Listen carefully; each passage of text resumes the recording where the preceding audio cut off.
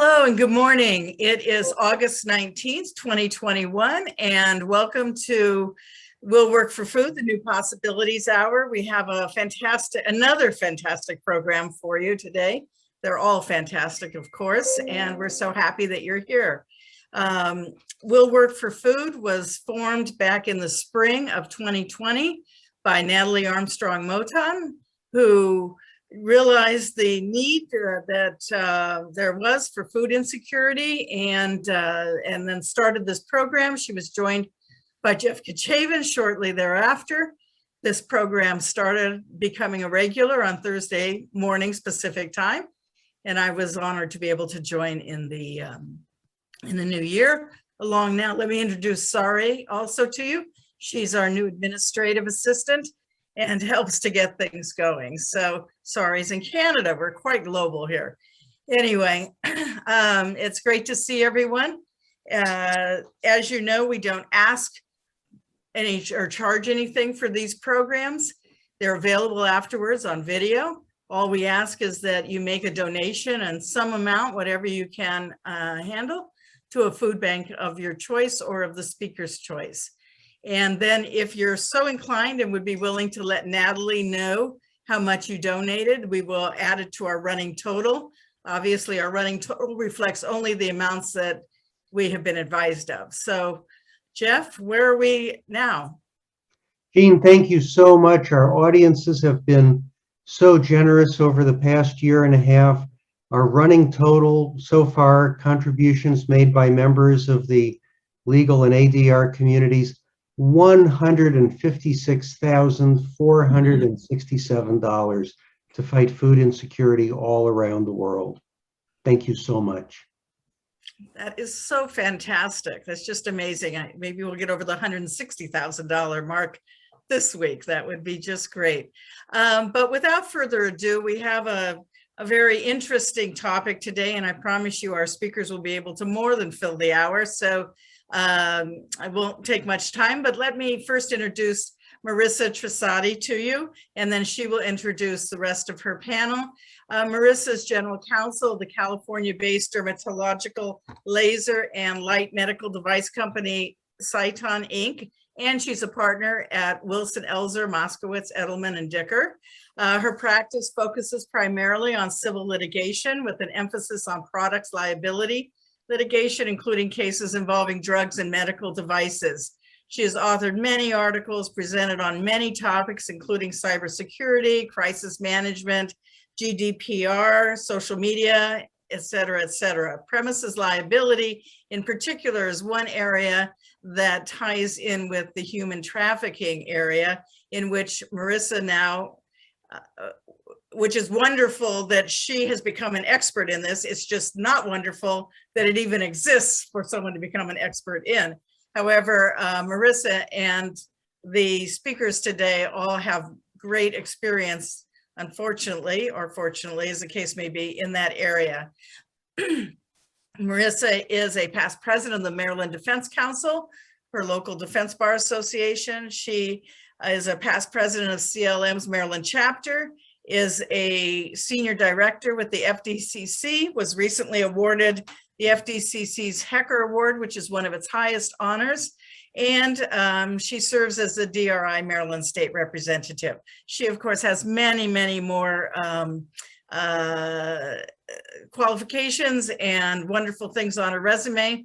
Please feel free to look her up on her firm website and learn all about her. That said, Marisa, why don't you tell us about your food bank and then introduce your team, who will talk to us today about human trafficking. Thank you. Thank you so much, Jean, for that warm welcome. It is really a privilege and an honor to be presenting for We'll Work for Food. We are excited to be here and talk about this topic, which, you know, knowledge is power. That's what it comes down to. And so we hope that you take away from this presentation some tips on how to spot human trafficking and some of the countermeasures that exist out there. We are presenting on behalf of the Maryland Food Bank, which is a 93,000 square foot operation in Baltimore, with its central hub for food distribution to Central Maryland. The Baltimore office holds about 100 employees, or 80% of the food bank's total workforce. The food bank statewide campaigns and initiatives in fiscal year 19, the branch distributed more than 27.4 million meals to food insecure Marylanders. So they're doing a great job, and we're going to hopefully help them continue to do a great job. Without further ado, I'm going to present to you my panelists today. Two of these panelists and I have worked closely together since at least 2017, when I had the first 4 Maryland human trafficking cases involving hoteliers. Dr. Orozco, Kimberly Mehlman-Orozco, you'll see her on that screen, is a social scientist, an author. In fact, she just authored a children's book on human trafficking and plans to publish additional volumes in that regard. She'll talk about that. But she's the leading human trafficking expert witness. And we were so fortunate to meet Dr. Orozco in 2017. We found an article by her, we reached out to her, and I can't tell you the countless conversations we had before depositions where she was priming me on how to depose a trafficker, how to depose a victim. Dr. Orozco is the author of Hidden in Plain Sight, America's Slaves of the New Millennium. And we're going to talk about the state of the art of human trafficking, which dates very far back. It's a training manual for law enforcement on human trafficking across the country. Dr. Orozco's innovative research has also been published in peer-reviewed journal articles, as well as a variety of media outlets, including USA Today, Politico, The Hill, Thomson Reuters, The Post, and the Houston Chronicle.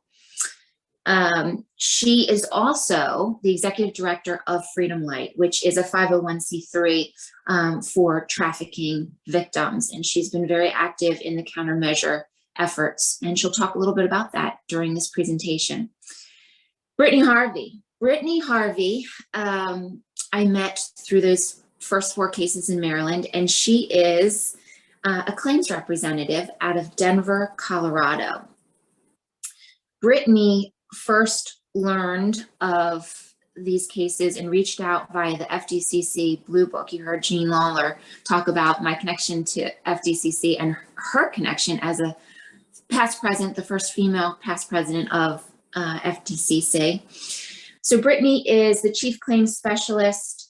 She manages a desk of specialty type risks and exposures, primarily litigated, consisting of diverse defense and coverage issues.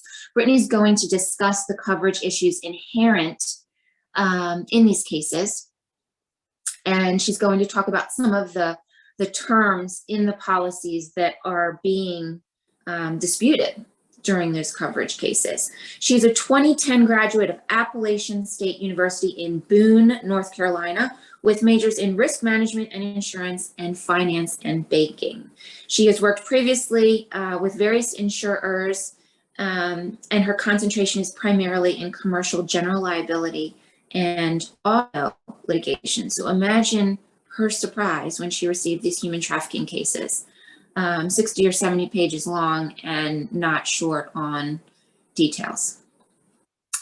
She and I will never forget when those cases came in, and she'll talk a little bit about that. Last but certainly not least, we have John Loyal, who is more than welcome to this panel. He brings his expertise in cybersecurity, and he's going to talk to us about the countermeasures that Thorn and others are lending to the cause in order to eradicate human trafficking around the globe. John is a partner at Cipriani and Werner. He's a previous executive at an insurance company, and he specializes and co-chairs Cipriani and Werner's cybersecurity, information privacy, and data security team. So welcome, John. All right, I am going to share my screen if I can.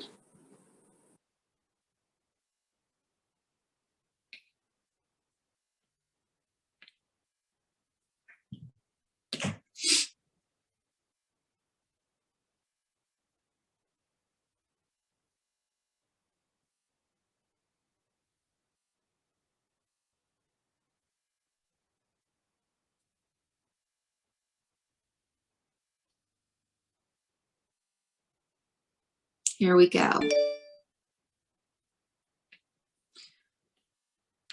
All right. So hopefully you can see on the screen the slides. Let's talk a little bit about, awesome. Let's talk about generally what human trafficking is. And Dr. Orozco, I want to lead with you. Maybe you can talk a little bit about the title of your book and how that arrived, and then walk us through labor versus sex trafficking, which are the major subtitles for trafficking. Sure. So first off, thank you for inviting me to participate in this presentation. I'm excited to be here. So human trafficking, when we think of human trafficking, really we're talking about modern day slavery. So if you look at the trajectory and how trafficking came to be, it was adjusting and updating laws on forced labor, on slavery, to accommodate some of the modern forms. So instead of just focusing on physical force and actual threats, they wanted to incorporate in the Trafficking Victims Protection Act, which is our large piece of federal legislation to address trafficking. They wanted to include coercion, deception, some more elements of mental manipulation. So if you're talking about modern forms of slavery, human trafficking, more often than not, it's not like the movie Taken, where a clearly innocent victim is physically kidnapped and held against her will. It involves more deception, coercion, threats, things that you can't necessarily see or assess from looking at somebody or even talking to them. It's difficult to identify. So Marisa talked about the title of my first book, Hidden in Plain Sight. I entitled it that because it really is a hidden crime. Every person who's watching this presentation, we have all encountered a victim at some point in our life. We have used the products of slavery without knowing it. We've consumed the products of slavery as well. And it is almost unavoidable. Even businesses and corporations that are really just going above and beyond the standard business practices find it hard to completely eradicate any forms of exploitation down their supply chains because of how prolific it is. As far as the difference between labor and sex trafficking, so that we have this overarching term of human trafficking talking about modern slavery, and then the two major subtypes are labor trafficking and sex trafficking. In the media, you hear a lot about sex trafficking, but actually, I would say prevalence is looking at more people who are trafficked through labor trafficking, including men as well as women and children. So with labor trafficking, they're using false promises for high-paying jobs. It doesn't necessarily need to involve international travel or even interstate travel. You can be trafficked within your own state, within your own community even, because the definition of trafficking is the use of force, fraud, coercion, deception, or threat for the purpose of exploitation or the exploitation of anyone under the age of 18. That second part is important in particular for sex trafficking because a minor cannot consent to be trafficked. So they can't say, I'm consenting to be exploited in the commercial sex industry. Consent is not an affirmative defense. But even with those two major subtypes of labor trafficking and sex trafficking, there are even further delineations of typologies underneath those categories. So underneath sex trafficking, you can have adult sex trafficking, minor sex trafficking, gang-controlled sex trafficking, international sex tourism, military sex trafficking, or sex trafficking consumerism. With labor trafficking, you can find it in the agricultural industry, in chocolate manufacture, in textile industry. I mean, really, you can just find it in so many different businesses. Dr. Orozco, we're going to move to Maslow's hierarchy of needs that you see here on the screen. Can you talk to the audience a little bit about the psychology of human trafficking survivors that you've seen? So in my first book, I used Maslow's hierarchy in conjunction with trafficking. And I think I was the first person to do that. And I've seen people replicate it a number of times since then. So I really think I found something interesting as far as how people are recruited and controlled. So Maslow's hierarchy essentially is a theory, a psychological theory about human motivation. It says we're basically striving to meet our needs. At first, we're looking to meet our basic physiological needs: food, shelter, shelter, water, just to basic sustenance. Then we're looking for safety, followed by love and belonging, then self-esteem, and then self-actualization. So as we're meeting those needs, as we meet physiological needs, safety needs, we just keep on going up that hierarchy. So essentially what a trafficker does is he or she is looking to see what void you have in meeting a need.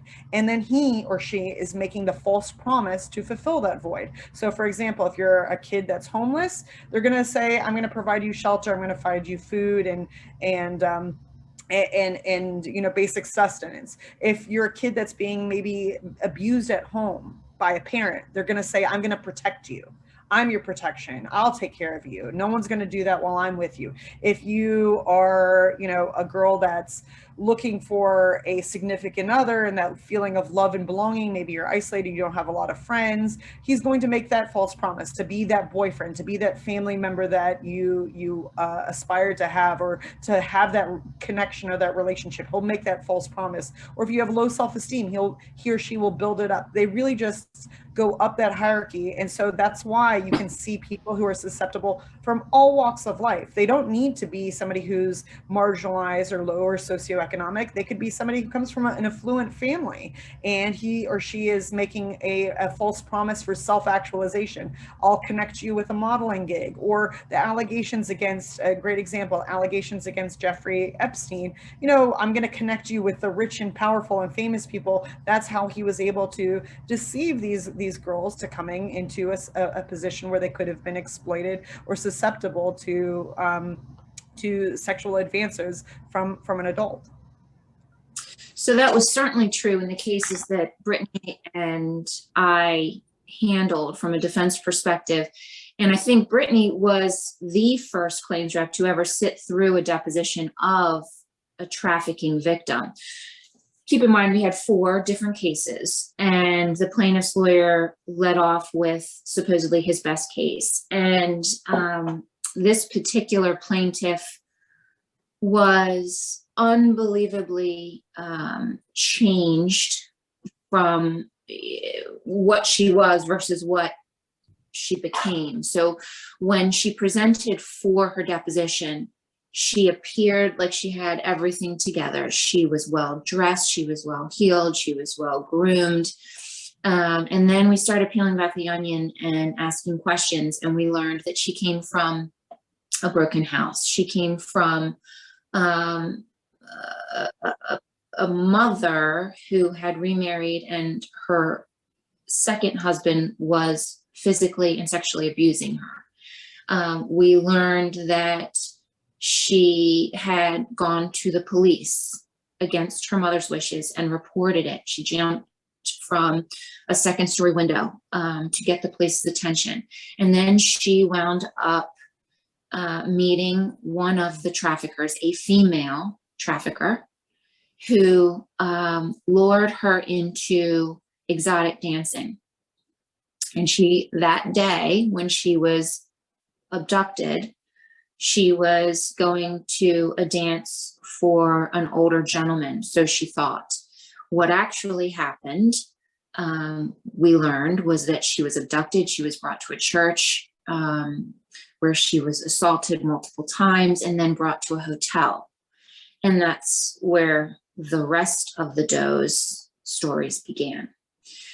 I want to turn to Brittany for a moment. Brittany, can you describe for the audience what you observed, what you heard in that first deposition of that doe number 4? Yes. So this particular doe really hit me hard, just being that she was a young female. If I had seen her out on the street, I probably would not have known that she was being trafficked. It was not apparently obvious to me. And like Marisa said, as we started going through the deposition, it was just very surreal to me and very impactful, just the way that she had been mentally abused and had kind of been dealing with this mental tether, this connection to her trafficker. It was clear that not only had she been lured in by the concept of dancing, but also drugs. There were clear signs of drug abuse, just fulfilling that need, like Dr. Orozco talked about. It was very surreal to me because we all hear about these things and we see these things on the news or, on social media, but seeing it in person just made it that more real, and kind of reinforced the fact that it is so hidden. We've all seen it before and don't know that we've seen it. So she was clearly victimized, and had suffered great abuse because of this trafficking incident. And then Brittany, juxtapose that with what we saw when we went to mediation with doe number 4. Yes. So like you touched on, Marisa, during the deposition, she was very well dressed. It was clear that, her counsel wanted her to present very well. And then at the mediation, when we're talking about resolution in the case, she presented like she was strung out on something. She looked more like a victim. I think, they really wanted to make that impression on us. And that just spoke to, like I've touched on, and like we've all touched on, that it really can, these victims can wear two faces, and it is very hidden. So she clearly showed physical signs of that abuse without being questioned, and mental indications of that abuse. She had to take, step out because she would get upset. It was like we were looking at two different people. Absolutely. Absolutely. John, you're going to talk to us about the industries impacted by labor trafficking. I know Dr. Orozco touched on them a bit, but do you want to give the audience sort of an overview?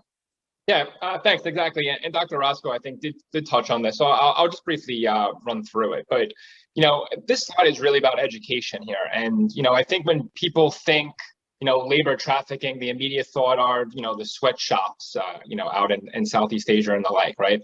And it's much more than just that, right? And it's really touching many facets of industry. And a few are listed here: agriculture, construction, factory work, right? And they're all built, a lot of these are all built on false promises. The promises of higher wages, the promises of medical assistance, right? Of vacation and sick time. And unfortunately, many of these individuals, all the individuals who end up into these positions are just misled by these promises. And ultimately, they get themselves into these situations, and now they're just being mentally and physically controlled by the individuals who brought them into these situations. And this is all about awareness for everyone here on this session. Of it is just not limited to what you may think and know about, and it is impacting many more industries than what you may hear in the mainstream media and what's been touched upon in the past. John, since we have started doing these presentations back in probably 2017, 2018 timeframe, we've seen an evolution of sort of the spotlight that has been turned on human trafficking in general. It certainly began January of 2018 when I was about to argue my summary judgment, and Backpage is being indicted, and the jurist who was hearing the summary judgment immediately, right out of the box, asked a public policy question. He wasn't interested in the law. He wanted to know, if he granted the summary judgment for the hotelier, what was the blowback from that? And what I see currently is a movement amongst the corporate boards and the corporate officers in the ESG space wanting statements about preventing trafficking in the supply chain. However we can do it. DAC Beechcroft was one of the first, if not the first, law firm to put a human trafficking statement out on its website. And since then, I know a lot of companies, including Sciton, the company for which I'm general counsel, has also definitely espoused a anti-trafficking approach. Dr. Orozco, what do you know in that regard? So just to come back a little bit to something that we said earlier, and to give a little bit of color to the audience members, and I just wanted to point out that the beginning of my career, it was focusing on interviewing, because there's not a lot of data on trafficking because of how hidden it is. It's difficult to identify. I did a lot of qualitative interviews with convicted human traffickers. And one of the traffickers that I interviewed, he said this. He said, "A cunning individual is very capable of making another person believe that he or she is in control, concealing their intentions until they lead that person to the edge of the cliff." That quote from a convicted trafficker was very eye-opening to me, and I hope it is to you as well, to the fact that traffickers, they're concealing what they're doing. There are not overt signs of trafficking when you encounter a victim. You're not going to see bruises. You're not going to see, they're not going to even ask for help because of the mental manipulation. So as far as the industries impacted, labor trafficking is so prolific. It's almost in every industry. It's encountered by almost every type of business without you knowing it. So really, we're dealing with a crime that is becoming an epidemic, but that we still don't really have solid ways to combat the issue and to identify people who are engaging in this type of crime. So sorry, I just wanted to say that really quickly, Marisa, but what was your question again? So absolutely hidden and clandestine. But I guess my question was, what are you seeing as far as businesses educating on trafficking and the ESG movement, if you will? So, I wanted to make that point first because as far as educating what businesses are doing, they're doing something called, they're focusing on best practices, right? They're being educated by a variety of different organizations that have come up with ideas on how to combat the issue, but really don't have a strong evidence base. As a social scientist, I'm looking for evidence-based interventions that really have a measurable impact. Specifically, I'm looking at the prevention of crimes, the identification of offenders and the prosecution of offenders, and the rescue and protection of victims. But really the things that we've seen come out of the interventions that are being taught to different industry leaders and different businesses is either A, we don't have any evidence of whether it's working, or B, the evidence is suggesting it's not working. I know, Marisa, earlier this year, you shared with me a journal article that was looking at some of the training protocols that they have of whether it's better to use, anecdote-based training, fact-based training, or looking at the different training protocols. And what they measured, though, on the efficacy of those different training protocols, it wasn't whether it actually had an effect in their ability to identify a victim or prevent these things from happening on premises. It was the memory or the recall. And they found that, using a facts-based approach was one of the better approaches than the red flags-based approach. But still, we have a very long way to go to determine what works. So as far as my opinion is concerned, really, I wouldn't hang my hat on any intervention. We're learning as we go, but whatever you do, you want to evaluate it for efficacy, specifically the sensitivity and specificity. How is it doing on identifying these cases when and if you encounter them, but also not misidentifying and assuming somebody's engaged in trafficking if they're not. And we've seen that as well, Marisa. I know that a lot of the industries were trained on one of the quote unquote red flags was if a child didn't look like it belonged to a parent. And what the result was, they were pulling out mixed race families as being potential trafficking situations. You can't do that. You can't violate somebody's civil rights or liberties with the quote unquote good intention of combating trafficking. You need to find what works. You need to evaluate it for efficacy, and just be very wary of organizations that purport to be experts, because they're not all created equal.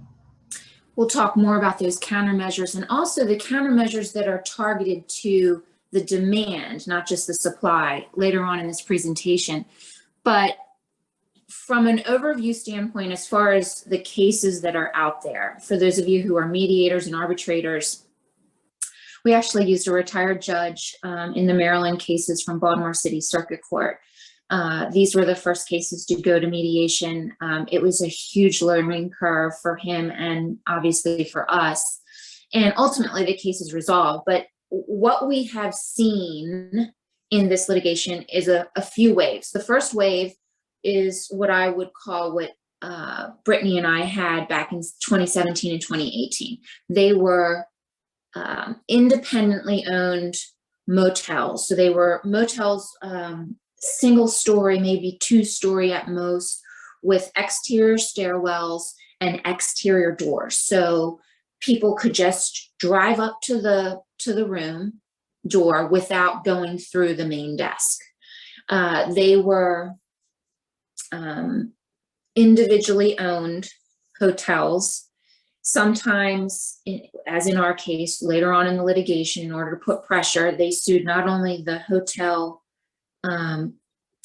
corporation, but also the individual owners and officers that owned the hotel. They also sued the franchisee and the franchisors.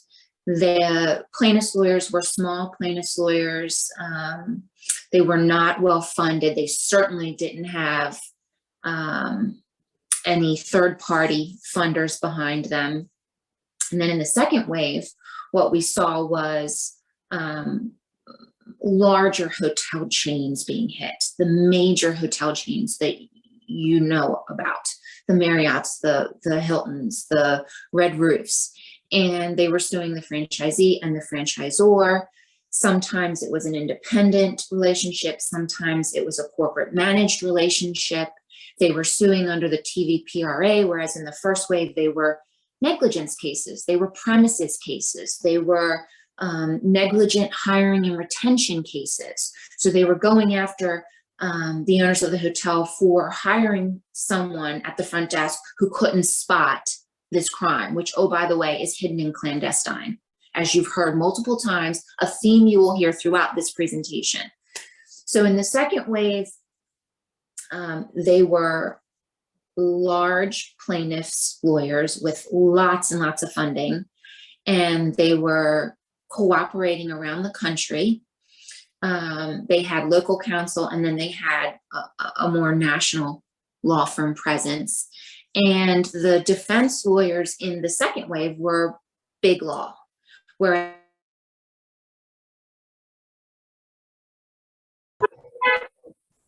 they were smaller firms in that regard. We also saw a movement in the second wave of claiming that hotels that provided Wi-Fi were enabling the traffickers to do what they were doing. So in our cases, the original cases, they were trying to put the women up on Backpage, up on Craigslist, and 3 of the 4 were able to be put up there. The 4th one actually kept being shut down, and we believe it was because she looked like she was underage. She was not, but we believe that Backpage was taking it down because she looked like she was underage. So the allegation was that the hotel in the second wave of litigation knew or should have known that that's how the Wi-Fi was being used. Now, that ignores the fact that the hotel was situated in a shopping center scenario, and the hotel was next to a department store, and the traffickers actually brought the does into that store, bought them clothes, and then came over to the hotel. Also went to a breakfast location, never spotted. Went to a very large discount store with cameras. It was never spotted. And so it goes back to, in all of these waves, the traffickers are very smart. They parade the women around not scantily clad, but rather in street clothes. And the women are not asking for help. They're not sending notes. Contrary to what our complaint said, they did not ask for help, perhaps because of that mental tether, but it was not something that was easily identifiable by anyone at the front desk, especially someone who may only have a high school education. In the third wave, what we're seeing is a movement toward big tech. They're evolving in terms of their claims, how they use TVPRA. We're seeing, and Dr. Orozco will talk about this, rape and sexual assault being pled as TVPRA claims. It's very different. it's definitely evolving, if you will. And I'll tell you, I did get a strange email 2 days ago about an outfit that is recruiting trafficking victims, conceivably for help, but also conceivably to bring claims. And Dr. Orozco will talk about some of the third-party outfits out there that as countermeasure outfits, but really are not. So sometimes it's a hero, sometimes it's a villain, depending upon the nature of their practice, the nature of the training, the nature of the help that they're giving to the survivors. So that's sort of an overview of the different waves of litigation. As you can see here, there are a variety of defendants in the cases. In the second wave, we saw some big tech defendants, and some cases are proceeding. Some cases were bounced. And we also saw cases that were mostly filed in federal court, although in Texas there are some state cases that have some state claims as opposed to TVPRA claims. We did see a push toward MDL litigation, but that was thwarted in Florida. And I'll tell you that when the first wave of cases came, there were matters pending in 4 states: Pennsylvania, Maryland, Texas, and Georgia. Pennsylvania had a minor case. The other ones, I believe, were all adults. And now we see them in 13 plus states. Although I will say that I had 3 cases for a major hotel chain that got dismissed for no pay with prejudice. And my colleagues that are also in the litigation are having good results as well. It's kind of 50-50. Ohio is not a good jurisdiction. We'll talk about sort of the states that are good for the defense versus good for the plaintiffs, et cetera. What you see there is a state-of-the-art definition. And Jean had referenced FDCC. Dr. Orozco and I, an associate at Wilson-Elster, worked on a state-of-the-art article because it had not been done before. And we looked at sort of the evolution of trafficking from the Roman Empire to the present, what Dr. Orozco termed modern day slavery. And that article was published by FDCC in its Insights magazine. It was unbelievable to research and write because you really don't know all that is out there and all that has sort of evolved from, you know, the Roman Empire to the present until you've done that research. We talk about the white slave trade, and I know Dr. Orozco alluded a little bit to the racist element of human trafficking. Dr. Orozco, can you describe sort of in the 1900 time frame the state of the art that we saw with the Jack Jones, et cetera? So, so when I teach and talk about trafficking, most of the time, if you like your average run-of-the-mill expert, they'll talk about trafficking beginning with in the year 2000, you know, with the TVPA, but actually the history of trafficking goes back over 100 years. So one of the first exposés on trafficking, back then it was called white, quote unquote, white slavery, began in 1885 with a publication called The Maiden Tribute of Modern Babylon.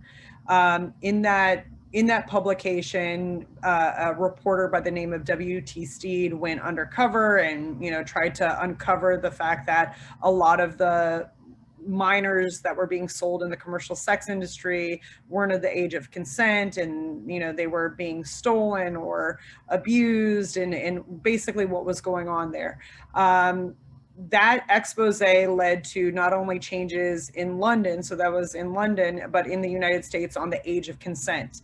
So first they started changing the law to increase the age of consent for sex, but eventually they passed what's known as the Mann Act, or the White Slave Traffic Act of 1910. That law was intended to address sex trafficking, but in reality, the way that it was applied, the law was applied, it was extremely racialized. And I've written articles about that. So, for example, one of the first prosecutions under the White Slave Traffic Act, under the Mann Act, was against the heavyweight champion boxer who was African-American male named Jack Johnson. He was charged with trafficking because he had a white wife. And in the news articles from the early 1900s, he was also accused of immorally distributing materials that supported interracial relationships and marriages, like, quote unquote, my affair with a golden brown man. That was one of the publications that, was brought up during his trial. He was convicted of sex trafficking. And for years, for decades, those laws were used to predominantly, it was a very racialized application. It was used to support segregation. It was used to support Japanese internment camps during World War II. We don't have the best history of trafficking, our anti-trafficking legislation, and how it was used and who was criminalized under it. But it wasn't until, I believe it was a case, I think it was the Kosminski case in the late 1980s, where there were two mentally incapacitated individuals that were essentially coerced and deceived and used as slaves on I believe it was a farm, but the Supreme Court found that they were not guilty of, and overturned their conviction of, forced labor, of slavery. And that's what initiated or kind of sparked the need for the TVPA in 2000. But as far as how those laws continue to be applied, we still see some interesting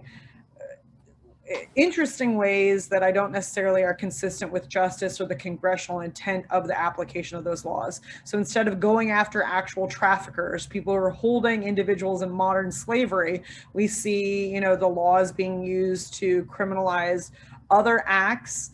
So for example, there are a number of plaintiff attorneys that think trafficking has come to the rescue for other gender-based harms. So they're pleading, for example, domestic violence cases as trafficking cases, or sexual harassment cases as trafficking cases, even though they're not. But we also see predominantly in civil courtrooms that these laws being used to go after third parties, innocent third parties that really unwittingly encounter these trafficking schemes, but they have deeper pockets, and that's why they are, gone after as a target. So we have a very long and sordid history on the timeline of trafficking through the years. We're still trying to address it, but in reality, if you really do care about modern slavery, if you want to address this, we're really looking at people who are having their food, their housing, their, finances controlled, really a modern form of slavery. That's what we're addressing. That's what the crime is about, and that's what we're looking to combat. It's not about going after third parties because they have deep pockets, or pleading non-trafficking cases as trafficking because of the sensationalization of the topic. All right, I want to move through the next few slides quickly. They basically show where there are cases and where defendants have gotten favorable rulings, where plaintiffs have gotten favorable rulings, etc. So there you have it. Defense wins in various cases over the last, I'd say, year and a half.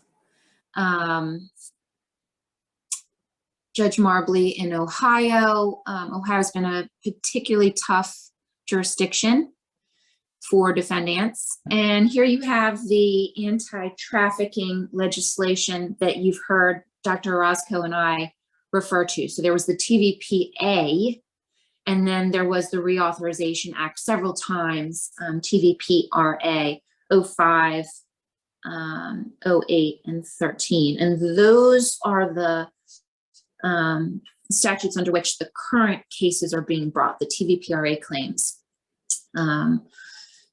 which authorized the filing of civil actions against third-party businesses, including hoteliers. Marisa, just really quickly, I think that's a good segue into one of the questions we have in the chat. They asked who is suing. So the person who's trafficked, they're the named plaintiff, but Marisa had alluded to, there are these other third parties that are seeking out, like they're actively seeking out people to sue businesses. So for example, if you follow anti-trafficking nonprofits, I've seen these sponsored ads on Facebook saying, you know, did you go to a hotel?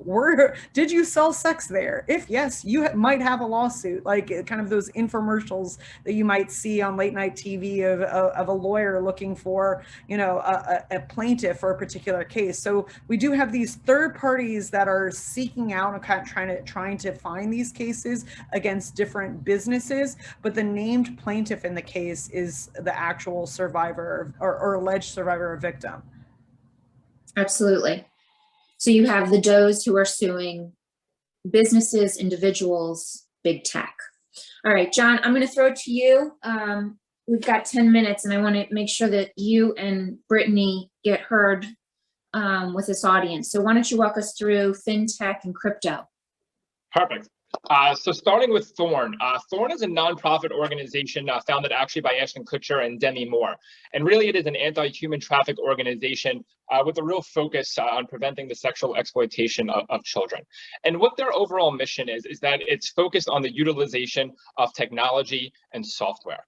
And while technology is being used by the traffickers in order to further their illicit gains, right, through the advertisements on both the normal web and on the dark web, right? It's now using this technology and understanding how the traffickers are using the technology and now using this technology against them to further uncover who they are and exactly what are they doing. So to that end, Thorn has been and continues to partner with major technology companies to develop and improve software in order to prevent the sexual exploitation of adults as well as children. And one such example of this is a piece of software called Spotlight. And Spotlight is Thorn's human trafficking investigating tool. And really what the overarching goal of the Spotlight software is to provide law enforcement with additional intelligence and leads that will give them more, that will not essentially bog them down in their investigation. And it will give them a lot more information in a much cleaner format, right? Because we all know law enforcement time is limited. So it will help them more quickly advance their investigative tools, okay? So it's a very complicated piece of software, and I'm not gonna bog everyone down with the logistics of how it operates. But essentially from a very high level, online advertisements continue to be used, you know, both on the dark web and otherwise, to promote the human trafficking, right? And law enforcement historically has been forced to manually review these thousands, hundreds of thousands, millions of ads that are out there to try to link the pieces together to advance their investigation. And as I mentioned, right, law enforcement time is limited, monetary resources are limited, right? So they were just getting bogged down with the amount of information that was out there, you know, with the many ways these advertisements are spread throughout the dark web, and it was making their job just a lot more difficult. So what this Spotlight software is now focused on is that it uses a complex set of algorithms that can very more quickly review hundreds and thousands of ads at one time. And what it's looking for are common denominators across the dark web, right? Common email addresses, common Bitcoin addresses, common pictures of certain individuals. And essentially what it does is that it through these algorithms, it'll group together all these ads that are red flagged and that seem to be intertwined and interconnected. And then it's able to present this package over to law enforcement and say, you know, this is what the software tool has been able to identify. These are the commonalities between what we are seeing. And then law enforcement is able, instead of being bogged down in everything that's out there, has this package in front of them that is very narrow, that is very focused. And they're able to use that on their investigation to start, you know, determining the identities of certain of these individuals. And clearly, up on the slide here, the success of Thorn and the success of Spotlight really speaks for themselves. And you know, within the first 6 months, the software identified 6,000 sex trafficking victims, and you know, overall over 17,000 you know, children with 9 children a day. And most importantly, right, this app is machine based, right? So as the traffickers, change up their MOs and learn more about these tools that are being used to identify them, and they start changing their methods. Well, the great thing about the Spotlight tool is that this algorithm can change along with them and can help keep pace with what the traffickers may be doing. All right, turning to crypto. So turning to crypto. So no surprise, but traffickers have been using cryptocurrency as a means to facilitate the trafficking, because there's always been a historical thought that it's the most anonymous form of currency. And to a certain extent, that's been true. But as cryptocurrency and Bitcoin has become more prevalent in mainstream society and is now being traded and bought and sold on a daily basis, right, it is starting to lose that level of anonymity. But it is still, at the end of the day, still very difficult, and you need to have the resources, you need to have the time, you need to have the experts who are able to track and understand Bitcoin, right? And there's a lot of moving pieces here. And really, when it comes down to cryptocurrency and using that as part of the anti-trafficking, it's really about knowledge, education, and collaboration. So what do I mean by that? First is the individuals who are really in the know, right? The anti-human trafficking intelligence initiatives, the nonprofit organizations like that, individuals like Dr. Orozco who have the fundamental knowledge, understand the red flags to what to be looking for when dealing with, cryptocurrency and other transactions. So, what are the red flags that we would be looking for, especially with crypto transactions, right? Frequent transactions in small amounts to common addresses, right? With these transactions, a lot of these being conducted off hours in the middle of the night, right? And then, certain payments being made to certain groups. If you're seeing a lot of small payments made to escort services in the middle of the night, right? Those are red flags from a cryptocurrency basis that we should be looking for, right? Another what we see common scheme is using Bitcoin to pay for what I'll call prepaid credit cards, right? So you're using the Bitcoin, buying the prepaid credit card, and the traffickers believe that's adding another level of anonymity, right? But ultimately, we're able to still track, hopefully, the purchase of those prepaid cards, right? So what we are starting to see nowadays is, groups working together and collaborating, right? So we are seeing the nonprofit organizations, the Anti-Human Trafficking Intelligence Initiative, now working with the major Bitcoin exchanges, who are then bringing on the blockchain analysis firms, and then ultimately looping in law enforcement as well, right? So it starts with the knowledge of the anti-human trafficking organizations, right? Pointing out to the cryptocurrency exchanges, here are the red flags you should be looking for as a crypto exchange. And if you're starting to see this throughout your environment, let's be red flagging that. And then once the crypto exchange is able to flag these transactions, bringing it to what I'll call the blockchain analysis firms, right? Who are now able to use the blockchain to track, the Bitcoin exchange and the flow of the cryptocurrency. And then finally, taking all of these results, taking all of this analysis and providing it to law enforcement to further aid in their investigation. That's great. That's great. Thank you so much. All right, what are we talking about? Supply and demand. We've talked about how to spot a doe and how difficult that is, and how it's a clandestine and hidden crime. How do you affect supply? So supply is, the demand refers to the Johns. And in our cases, it was very difficult to spot a John. It's not like they were lined outside the door of the hotel, despite what the complaint said.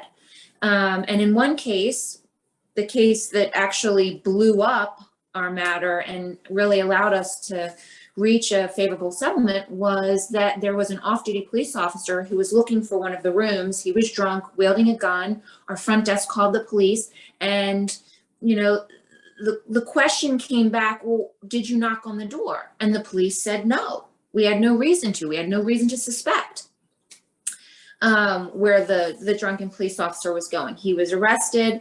And then the question became, well, did the front desk go and knock on the door? Well, if the police, who are trained to spot something like this, did not see it, how would the front desk know to do that? They're lay, they're high school educated. They're not trained to spot something that is hidden, and they're certainly not authorized to go into a hotel room where there's a right of privacy. There's a reason we have vacator statutes, because even jurists get it wrong. even jurists can't see it. So when we talk about supply and demand, we're talking about affecting who's asking for these services. And there was a study in London where men were interviewed and said that they would be deterred from using women in prostitution if their names, or there was the threat of their names being added to a sex offender registry, imprisonment, or public exposure, such as a billboard announcement, newspaper notice, internet webpage, or through a letter to their family or employer. The interviewees cited higher fines, greater criminal penalties, and suspension of driver's license or car impoundment as deterrents if laws and penalties would actually be enforced. So that's sort of what we mean by that. 45 states so far require convicted sex traffickers to register as sex offenders. We talked a little bit about affecting the supply through these organizations. Dr. Orozco or Brittany, do you have anything to add on the supply and demand side? Just to elaborate a little bit, you mentioned vacator statutes, but just to explain to the audience what those are. So basically, it's so difficult to identify a victim that victims are routinely and often criminalized. They're charged with things related to their own victimization, or they're charged with things that their trafficker made them do.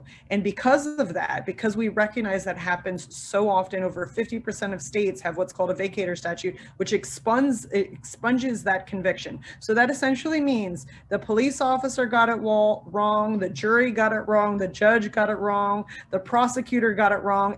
All those individuals got it wrong as far as identifying this person as a victim. And I think that is a very good example to say, how do you expect a private business to get it right when all these trained individuals are getting it wrong? And then also just to, I don't know, Marisa, if you wanted to take a look, we have a few other questions that came in.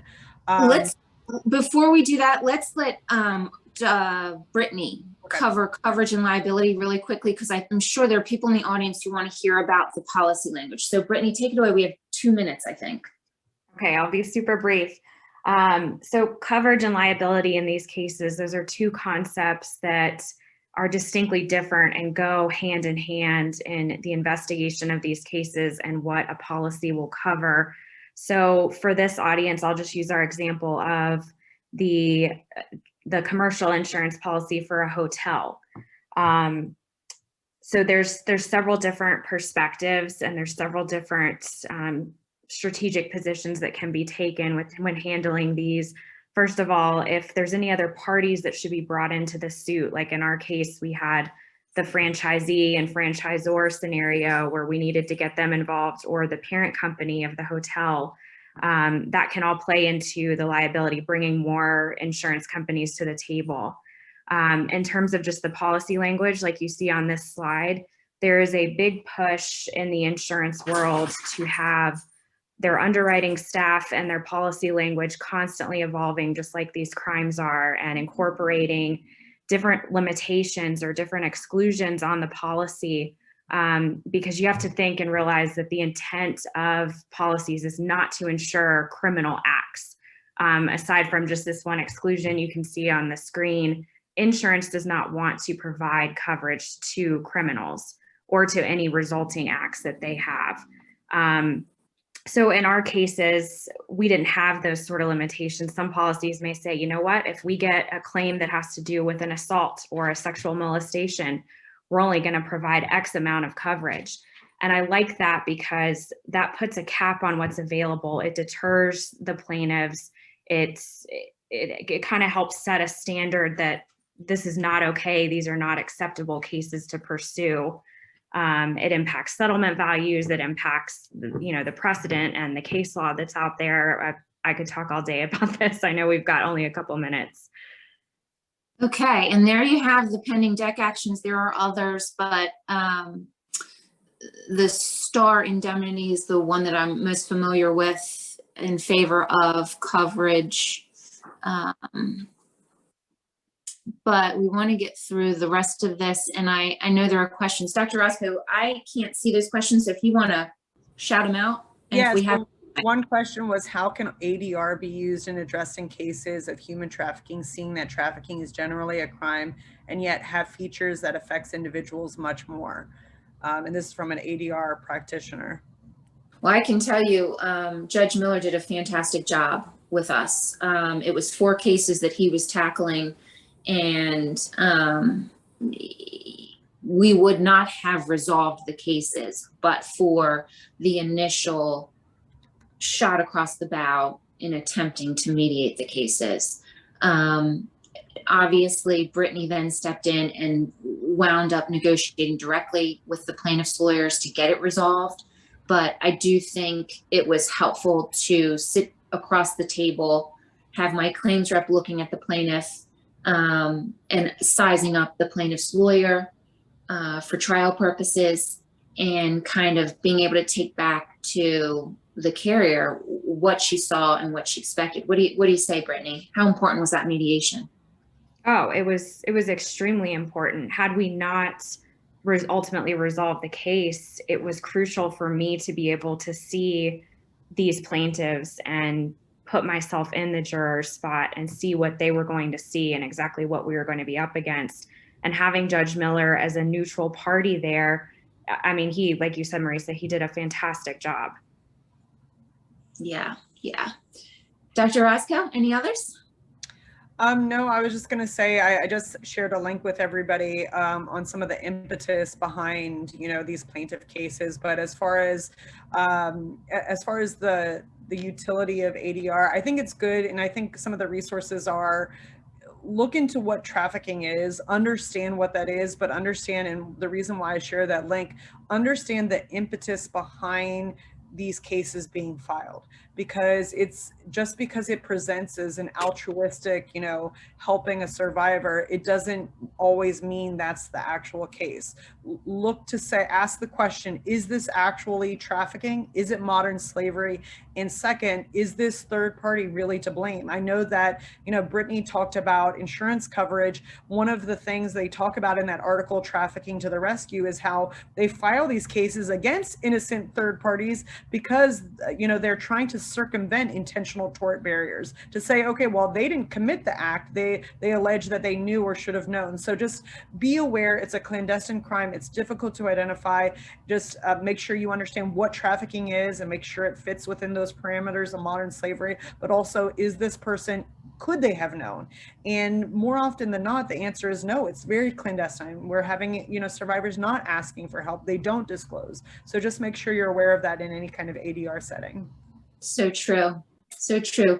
Audience, thank you for being here. Thank you for listening. If you have questions, you have our contact information up. We really enjoyed being here. As you know, and can tell, we are passionate about this topic and there's a lot to cover. So appreciate you. Thank you so much, Marisa. Thank you, Dr. Orozco. Thank you, Brittany. Thank you, John. Thank you, everyone, for being here. Fascinating program. And please do feel free to contact them for your specific questions. Have a great day, everyone. Take care. Bye.